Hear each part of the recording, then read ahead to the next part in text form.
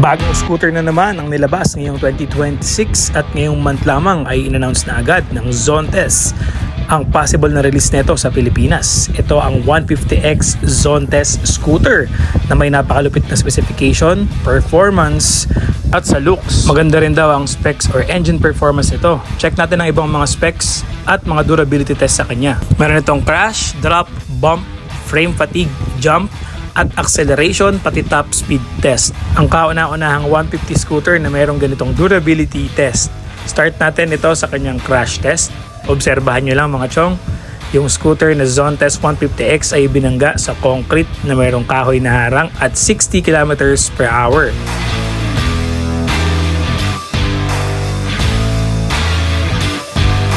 Dito kita natin na walang dating dun sa kanyang reinforced aluminum frame yung impact ng 60 km/h. Halos parang tumalbog lang talaga siya. So basically matibay yung kanyang bagong reinforced chassis na aluminum. Ngayon kinabit naman nila ang full frame. Ayan, at binangga pa rin ulit at 60 km/h. So check natin in slow mo kung ano nangyari dun sa kanyang front cowling. Yan oh. So basically kung ikaw yung rider, parang tatalbog ka lang talaga sa upuan mo at yung harapan lang na frame or plastic frame yung masisira. Dito pinakita nila yung side crash. Yan. So parang hindi nag-vibrate yung body. Ito naman sa likuran. So dito pinapakita nila at dinedemo nila at 60 km/h na crash ay walang dating sa core or sa gitna ng frame nitong bagong scooter ng Zontes 150X. So this time, frame drop test naman. Obserbahan natin in slow motion. Ayan, binagsak na nila yung scooter. At check natin. Yun. So talagang walang vibration sa gitna or sa core ng chassis nitong 150X. Sabi rito sa video, after 20 consecutive drops from 1.5 meters, walang naging damage ang frame. This time, bump test naman tayo or sa malubak na ride. So yan, meron siyang load na 200 kg at 40,000 kilometers po ang kanyang test. Halos wala namang nangyari daw at damage sa kanyang frame. So talagang durability test to mga chong, no? Napakaganda kasi ng frame netong bagong Zontes 150X. This time, fatigue test naman or binabatak yung kanyang frame na aluminum. Ito nyo naman at 600,000 na fatigue cycles at qualified naman din daw siya. Now, jump test naman tayo mga chong. Ito pag pinapatalon ang iyong scooter or in any circumstances may emergency na patalon or sa bump, wala naman daw problema. 40 cm na jump, 20 times consecutive, 40 cm na height, walang damage. Now, acceleration test from 0 to 100.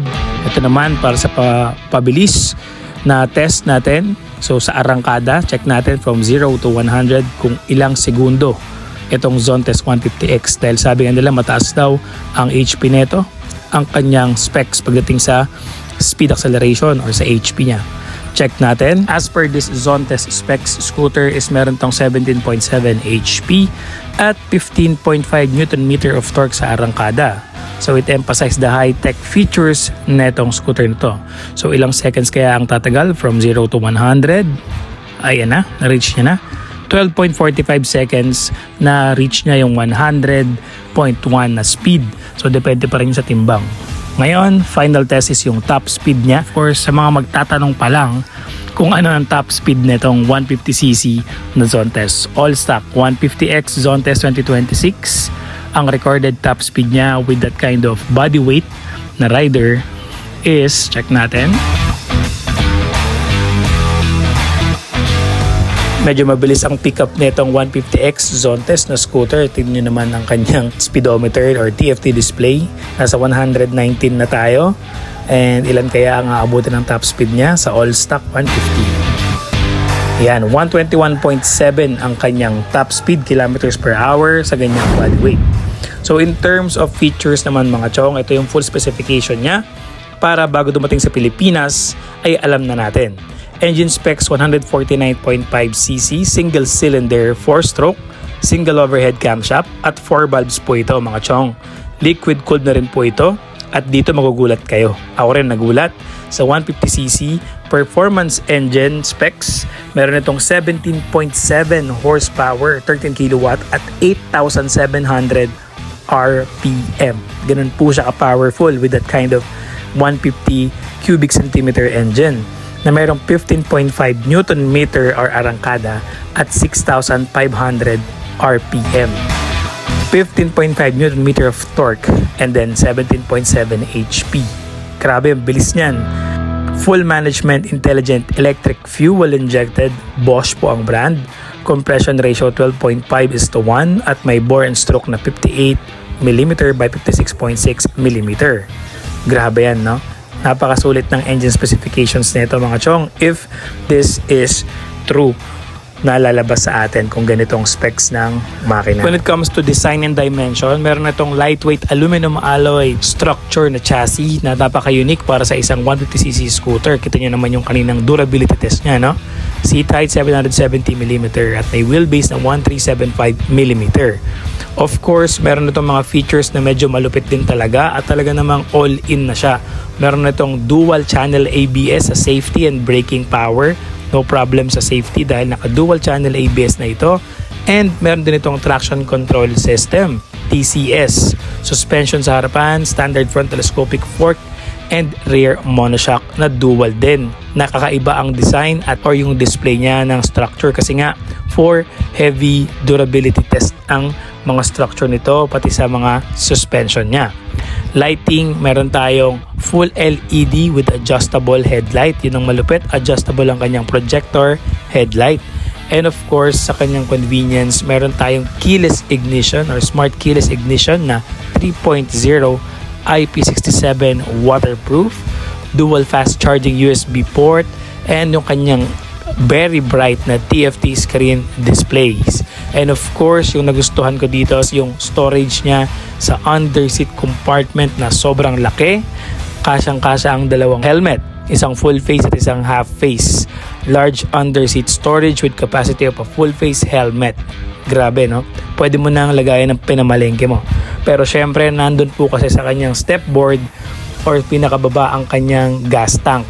Kaya maluwag ang kanyang underseat compartment. Pagdating naman sa kanyang fuel capacity, meron itong 11 liters na fuel tank capacity. So, hindi ka mabibitin sa long ride.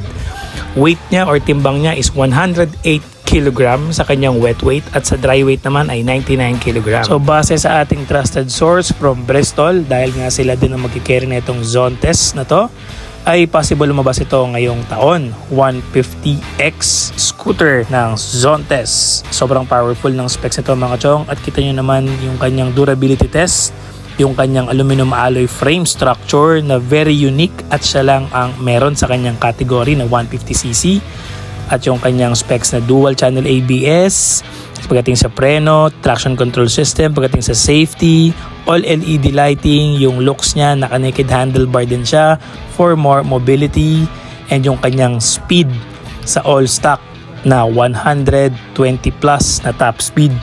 Pwedeng-pwede na yan dahil nga din malaki ang kanyang gulong compare sa mga regular scooter. If this specs is true, talaga namang maraming bibili na ito for sure. Pero kung ginawa sana ng Zontes na hybrid itong scooter na to, pwede kang mag-charge at pwede mo ring lagyan ng gasolina. If that's possible, for sure ito ang pagkakaguluhan ngayon sa scooter sa Philippine market.